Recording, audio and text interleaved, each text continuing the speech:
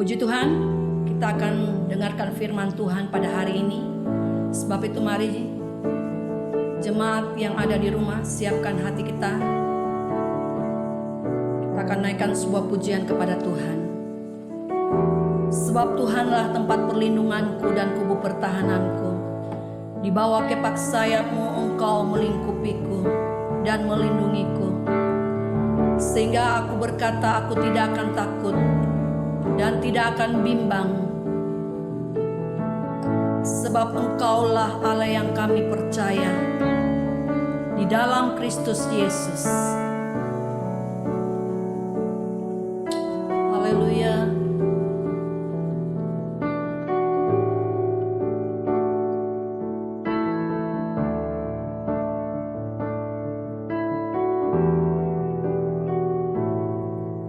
Tempat perlindunganku, kubu pertahananku, kepak sayap-Mu yang melingkupiku. Engkau yang meluputkan ku dalam kesesakan, membentengiku karena nama-Mu.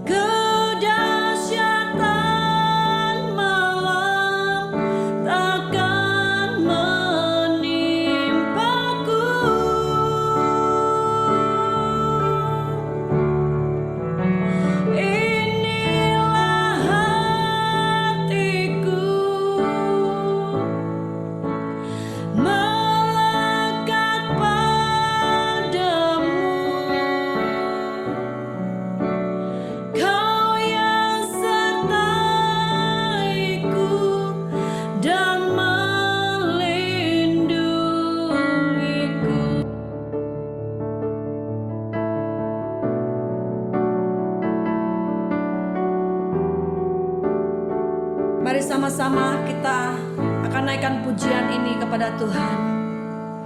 Tempat perlindunganku, kubu pertahananku, kepak sayap-Mu yang melingkupiku.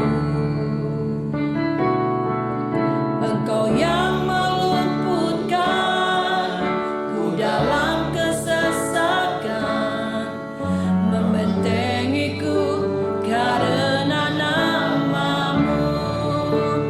Tak akan ku takut, tak akan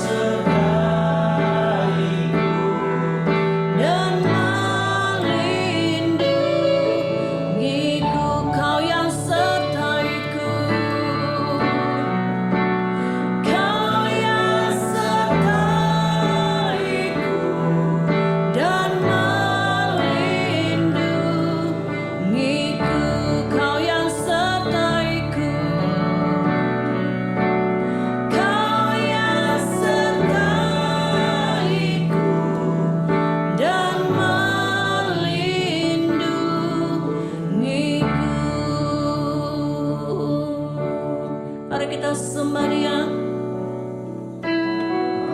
Angkat suaramu jemaat Tuhan. Semua yang ada di rumah, mari angkat suara kita sembah Dia. Dia ada di mana-mana. Dia ada di hidup kita. Haleluya. Tuhan, mari masyurkan namanya. Sebab perbuatannya ajaib. Haleluya.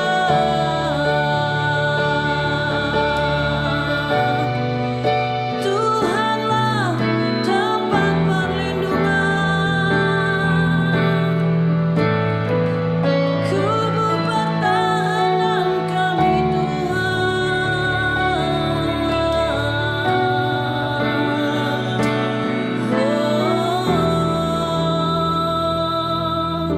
Terima kasih Yesus. Baik. Bapak Ibu saudara-saudara, sebelum kita dengar firman Tuhan, kita mau berdoa dulu. Terpujilah Engkau ya Tuhan, kekal selama-lamanya. Kami bersyukur kalau sampai hari ini kami masih ada sebagaimana kami ada. Kami boleh memuji memuliakan nama-Mu. Kami boleh menyembah Engkau Allah yang maha tinggi. Saat ini setelah kami memuji memuliakan Tuhan, kami mau siapkan hati kami untuk mendengarkan kebenaran firman-Mu. Sebab firman-Lah kekuatan, penghiburan, pengharapan bagi setiap kami. Karena itu pakai dan urapi hamba-Mu untuk menyampaikan firman-Mu, menyatakan kehendak-Mu bagi kami. Kami siap untuk mendengarkan dan melakukan firman-Mu. Kami percaya Roh Kudus hadir dan mengurapi serta melawat kami semua. Dalam nama Tuhan Yesus, haleluya. Amin, amin, amin. Haleluya, haleluya, haleluya. Shalom, salam sehati dalam kasih Tuhan Yesus Kristus. Hari ini saya senang sekali bisa jumpa dengan Bapak Ibu saudara-saudara, keluarga besar Jemaat GBI Yesus Tuhan Tobelo, jemaat yang dikasihi dan diberkati Tuhan.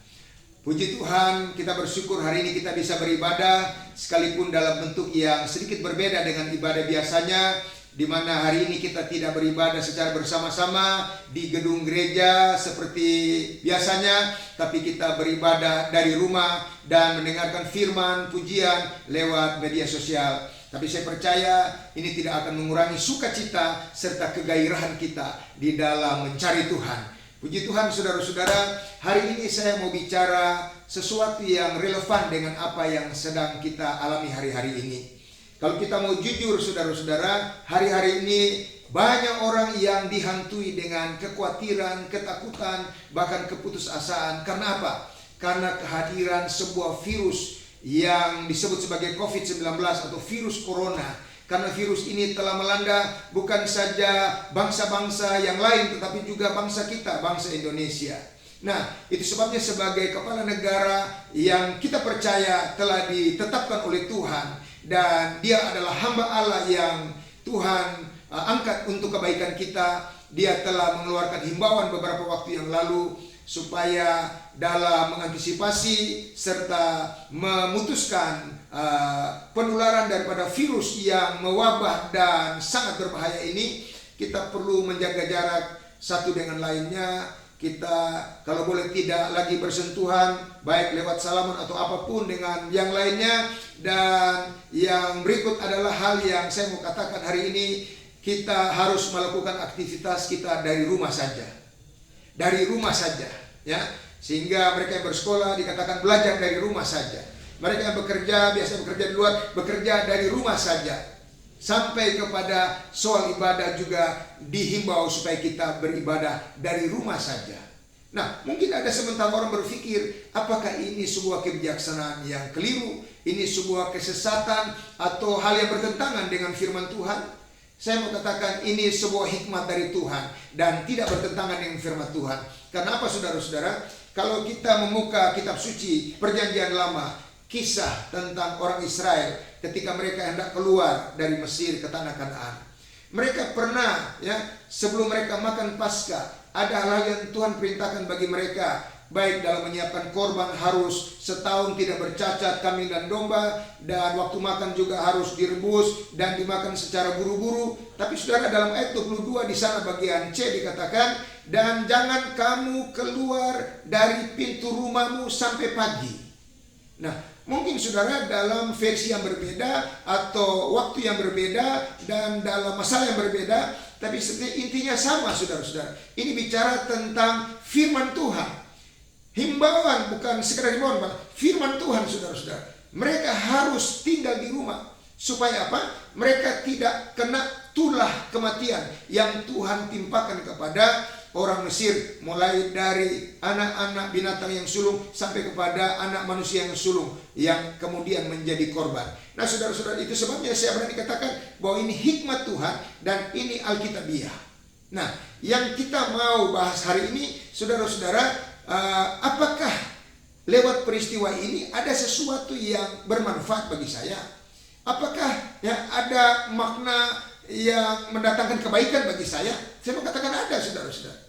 Nah, itu sebabnya kita perhatikan ada 3 hal yang saya mau sampaikan lewat himbauan pemerintah, baik pemerintah secara duniawi yaitu Bapak Presiden, maupun pemerintah lewat pimpinan gereja kita, Bapak Ketua Sinode, yaitu supaya kita beribadah dari rumah. Ya, saudara-saudara, mari kita lihat apa maknanya atau apa faedahnya bagi kita. Nah, saya paling tidak membagi 3 poin penting untuk kita renungkan dan kita aplikasikan dalam hidup kita. Pertama, saudara-saudara, apa yang harus kita lakukan ketika kita mendengar himbauan ini? Beribadah dari rumah. Saudara-saudara, pertama yang kita harus lakukan, kita harus belajar taat. Taat bukan saja kepada Tuhan, tapi kita harus belajar taat kepada pemerintah. Mengapa? Karena dalam surat Roma pasal 13 ayat 1 sampai 4, ya, kita percaya bahwa pemerintah adalah lembaga yang ditetapkan oleh Allah, dan pemerintah adalah hamba Allah untuk kebaikan kita, saudara-saudara. Sehingga saudara, Tuhan pasti bisa memakai pemerintah untuk mendatangkan kebaikan bagi kita. Sekalipun mungkin himbauannya itu, saudara-saudara, sepertinya ada yang katakan, apakah kita kurang iman? Apakah ini kehendak Tuhan? Tapi mari saudara-saudara, kita menerima ini sebagai hikmat yang Tuhan berikan kepada pemerintah yang ditetapkan, dan hikmat yang Tuhan berikan untuk mendatangkan kebaikan bagi kita. Mari kita mau belajar terima ini dan taati ini, saudara. Kenapa? Sebab kalau pemerintah yang kelihatan, baik itu secara duniawi Bapak Presiden, para gubernur, para bupati dan seterusnya, maupun pemerintah atau pemimpin gereja, dari ketua sinode sampai kepada pimpinan-pimpinan daerah, saudara-saudara, kita bisa taati, maka kepada Tuhan yang tidak kelihatan pun dapat kita taati. Tapi kalau yang kelihatan kita tidak bisa taati, ini satu hal yang mustahil kita bisa taati Tuhan yang tidak kelihatan. Nah, saudara-saudara, saya lihat ada beberapa upaya pemerintah yang ada di negara-negara lain untuk supaya masyarakatnya tidak keluar dari rumah. Saya lihat di dalam video atau YouTube, saudara-saudara, ada yang menggunakan binatang buas, dilepaskan berkeliaran supaya warga masyarakat takut dan diam di rumah. Ada yang menggunakan semprot-semprot air sehingga mereka disemprot basah sehingga harus lari ke rumah.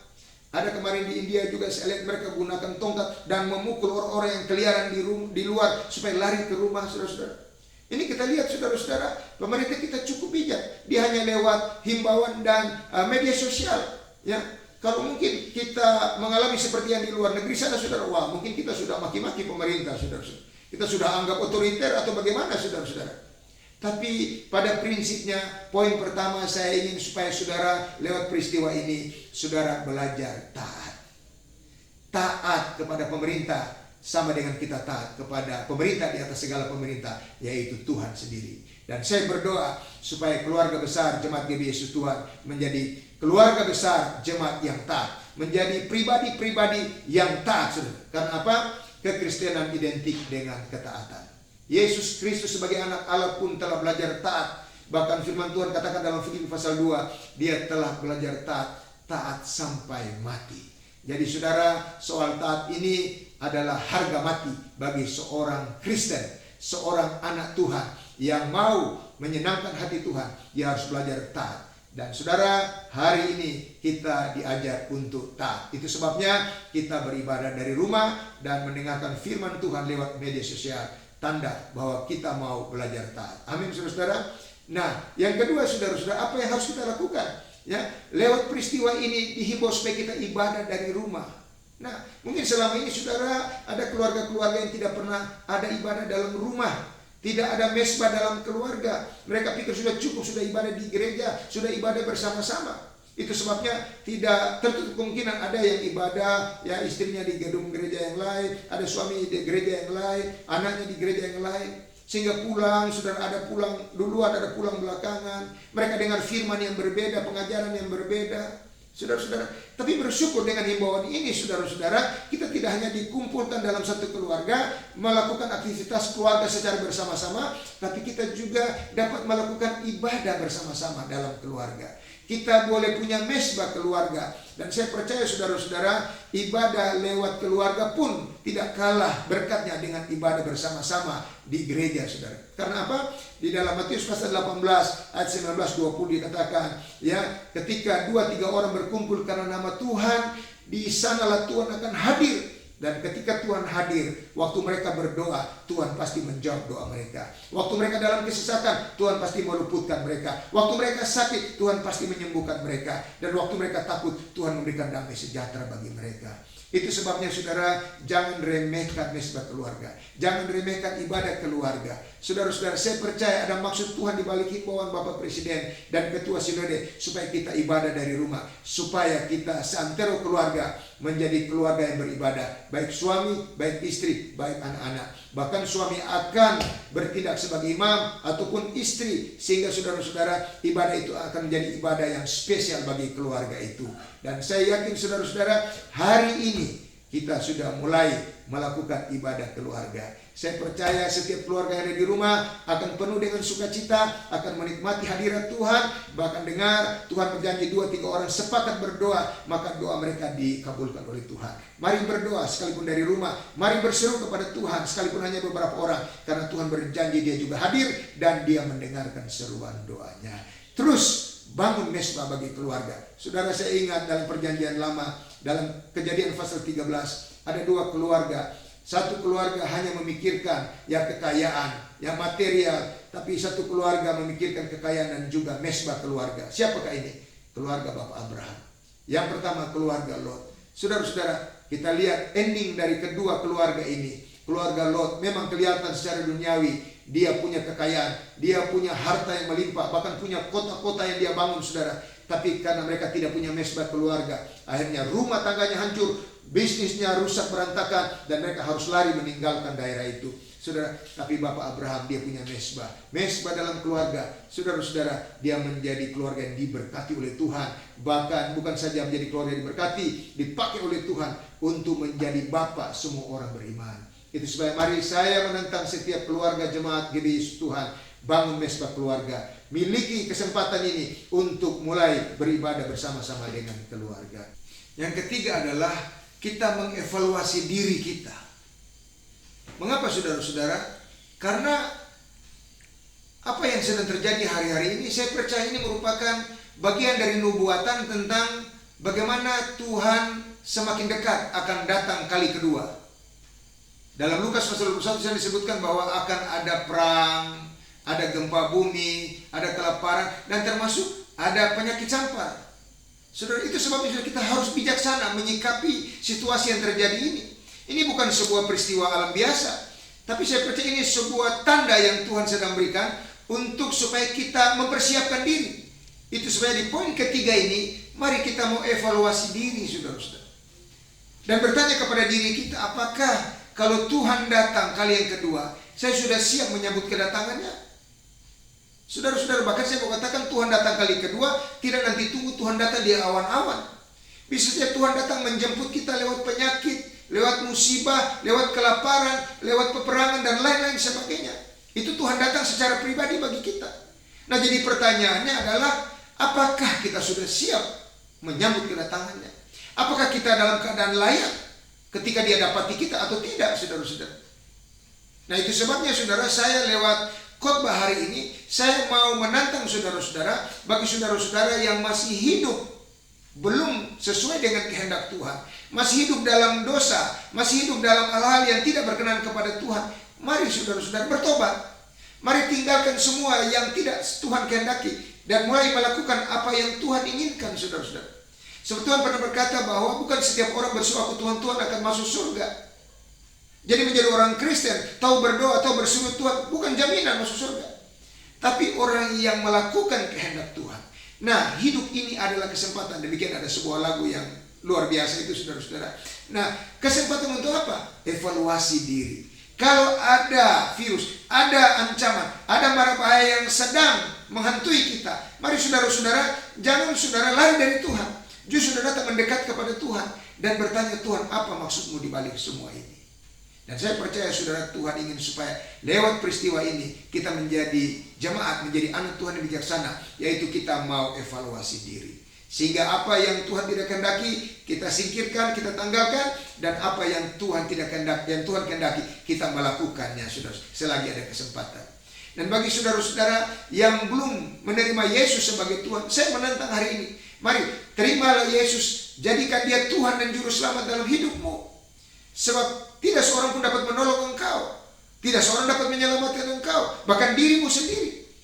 Dan saudara, karena itu kita butuh Juru Selamat. Dan kita percaya bahwa Yesuslah jalan keselamatan itu, jalan kebenaran dan hidup. Tidak seorang sampai kepada Bapa kalau tidak melalui Dia. Bahkan di Kisah Rasul pasal 4 dikatakan, di bawah kolong langit ini tidak nama lain yang kemudian diberikan untuk manusia selamat, hanya di dalam nama Yesus, saudara-saudara.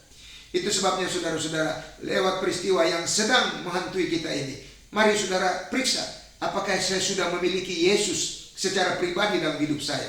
Apakah saya sudah jadikan Dia Tuhan dan Juru Selamat dalam hidup saya? Ataukah ya belum? Kalau belum, mari saya mau berdoa untuk saudara, supaya di kesempatan dalam keadaan seperti ini, saudara meminta, berseru kepada Tuhan dan katakan, Tuhan, jadikanlah hidupku milikmu, dan engkaulah Tuhan dan Juru Selamat hidupku. Nah saudara, saya percaya kalau kita mau berpikir yang baik, kita mau responi firman Tuhan hari ini, maka apapun yang terjadi tidak akan mendatangkan bahaya, tidak akan mendatangkan kerugian, tidak akan mendatangkan kebinasan bagi kita, tapi akan mendatangkan hal yang baik, teristimewa bagi yang perlu percaya, akan datangkan keselamatan bagi hidupmu, bagi keluargamu. Sehingga ketika Tuhan datang kali kedua, engkau tidak perlu takut, engkau tidak perlu bingung, karena sudah ada jaminan keselamatan di dalam Yesus, dan di dalam Yesus engkau punya tempat di dalam kerajaan surga. Mari jangan buang waktu, jangan buang kesempatan. Sebelum Tuhan memanggil engkau, sebelum kesempatan itu berakhir, jadikan Yesus Tuhan dan Juru Selamat pribadimu. Tuhan menyertai kita semua, Tuhan melindungi kita semua, dan Tuhan memberkati kita semua. Haleluya, amin.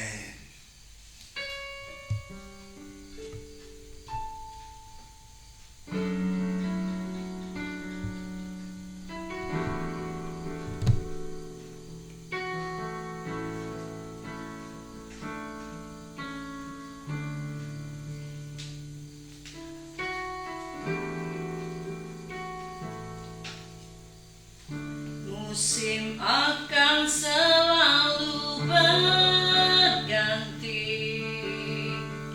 kasih Tuhan tetap abadi, tak akan berubah sampai selamanya. Ku tetap percaya, ku yakin Tuhan memberkati, ku yakin Tuhan melindungi, burung di udara Tuhan pelihara karena kasih-Nya. Tuhan selalu menolongku, selalu menjagaku.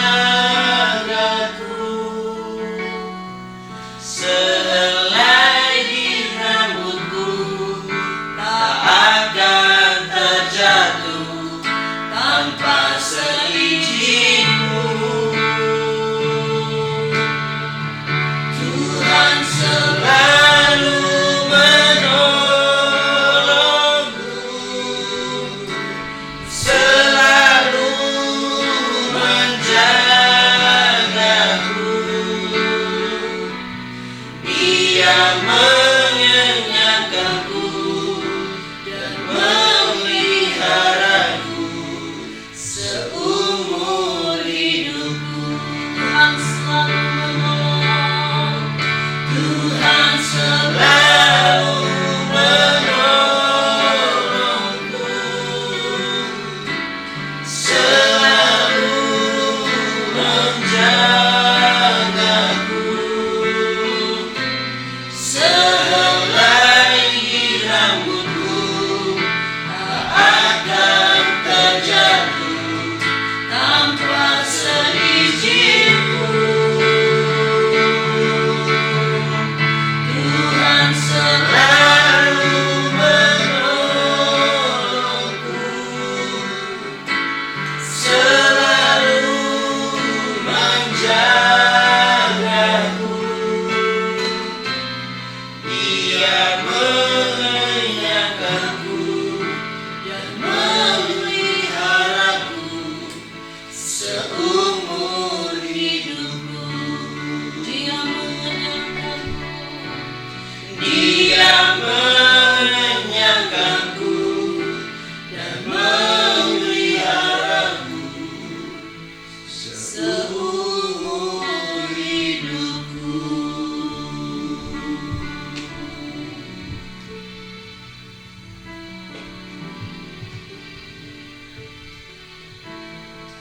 Baik Bapak Ibu Saudara-saudara, kita akan mengakhiri ibadah kita hari ini. Mari kita mau berdoa. Saya akan berdoa untuk saudara-saudara. Saudara percaya dan imani bahwa doa orang benar besar kuasanya. Amin. Bapa di surga, dalam nama Tuhan Yesus, di akhir ibadah ini sekali lagi kami datang kepadamu bersyukur. Apapun yang terjadi hari-hari ini, secara manusia memang kami khawatir, kami takut, bahkan kami putus asa. Tetapi satu hal kami bersyukur, firman-Mu telah menghibur kami, telah menguatkan kami, bahkan kami yakin firman memberi harapan-harapan baru bagi kami. Itu sebabnya saat ini dengan iman kami tolak setiap kekhawatiran, setiap ketakutan, setiap hal yang tidak kami inginkan dalam kaitannya dengan virus corona atau COVID-19 ini yang sedang mewabah dan mengancam kami. Kami tolak semua itu dalam nama Tuhan Yesus. Darah Yesus bungkus setiap kami pribadi lepas pribadi, keluarga lepas keluarga, jemaat Yesus Tuhan, bahkan seluruh masyarakat yang ada di Halmahera Utara, di Kota Tobelo khususnya Bapa, sehingga kami terhindar dari malapetaka yang sedang mengancam berbagai tempat ini Bapa. Kami berdoa Tuhan Yesus, berikan kami ketenangan, berikan kami kekuatan iman untuk berlindung dan percaya kepada Tuhan, sehingga kami tidak menjadi takut lagi dan tidak menjadi lemah, karena Tuhan dapat diandalkan Bapa. Kami berdoa Tuhan untuk pemerintah kami, mulai dari Bapak Presiden, Gubernur, sampai kepada Bupati, Camat, Kepala Desa. Berikan mereka hikmat Tuhan di dalam menjalankan roda pemerintahan, tugas yang berat menghadapi ancaman ini. Kami berdoa berikan hikmat bagi Bapak Presiden untuk mengeluarkan kebijaksanaan, bahkan keputusan-keputusan dalam menangani berbagai macam hal ini. Tuhan, kami percaya Tuhan akan menolong hamba-Mu ini, sehingga Tuhan dia bisa membawa bangsa dan negara ini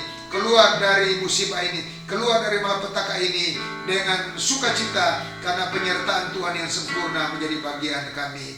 Kami berdoa untuk keluarga besar Jemaat GBS Tuhan, khususnya biarlah Tuhan lewat peristiwa ini, kami yang sudah mendengarkan firman-Mu, bahkan semua telinga yang telah mendengarkan firman ini, biarlah Tuhan kami boleh menjadi orang-orang yang belajar taat kepada pemerintah dunia, pemerintah gereja, juga kepada pemerintah dan segala pemerintah itu Tuhan sendiri. Kami berdoa juga lewat peristiwa ini, tolong kami supaya kami boleh membangun mesbah keluarga dalam setiap rumah tangga kami ya Tuhan, sehingga kami boleh menjadi keluarga-keluarga yang disertai Tuhan dan diberkati oleh Tuhan.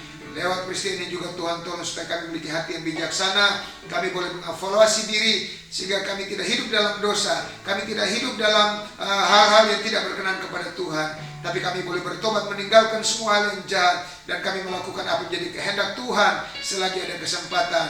Bahkan kami menggunakan kesempatan ini juga Tuhan untuk bersaksi tentang Engkau, memperkenalkan Yesus sebagai Tuhan dan Juru Selamat bagi dunia ini. Sehingga lewat peristiwa ini dan kesaksian kami, banyak jiwa boleh datang kepada Tuhan, menerima Engkau sebagai Tuhan dan Juru Selamat dalam hidup mereka, Bapa. Terima kasih Tuhan Yesus, terima kasih. Kami terus menyerahkan Tuhan, pergumulan kami ke dalam tangan Tuhan. Kami percaya dalam waktu yang tidak lama Tuhan akan segera bawa kami keluar. Peristiwa ini akan segera berakhir, sehingga kami boleh kembali dapat beribadah bersama-sama dengan saudara seiman di rumah-Mu ya Tuhan. Kami boleh bersuka cita karena Engkau telah memberikan kami kemenangan demi kemenangan. Akhirnya hamba percaya Tuhan di hari ibadah ini Engkau telah siapkan berkat khusus bagi kami yang telah beribadah, sekalipun di rumah lewat media sosial. Tuhan telah siapkan berkat bagi kami. Karena itu saudara-saudara yang dikasihi oleh Tuhan, pulanglah, bawalah berkat kasih karunia, damai dan sejahtera dari Allah Bapa, cinta dan kasih sayang, serta penjagaan dan pemeliharaan Yesus Kristus Gembala yang baik, serta penghiburan, kekuatan, pertolongan, hikmat Roh Kudus menjadi bagian kita sekalian. Tuhan menjaga keluar masuk-Mu mulai hari ini, besok, dan sampai selama-lamanya. Di dalam Tuhan Engkau aman, Engkau tenang, Engkau teduh. Oleh darah Yesus Engkau terhindar, Engkau di-cover oleh kuasa Roh Kudus, sehingga Engkau terhindar dari setiap ancaman virus corona, bahkan virus pun apa yang lain. Kami berdoa, biarlah Engkau bisa melihat kemuliaan Allah dinyatakan lewat peristiwa ini, sehingga ada kesaksian-kesaksian dasar dan luar biasa akan Engkau ceritakan kepada orang lain. Dan lewat hidup-Mu banyak jiwa diselamatkan, nama Tuhan dipermuliakan. Dalam dan demi nama Tuhan Yesus kami berdoa. Kami akhiri ibadah ini dan terima berkat Tuhan dengan iman. Haleluya, haleluya. Amin, amin, amin. Selamat hari Minggu. Tuhan Yesus memberkati kita semua. Amin. Amin.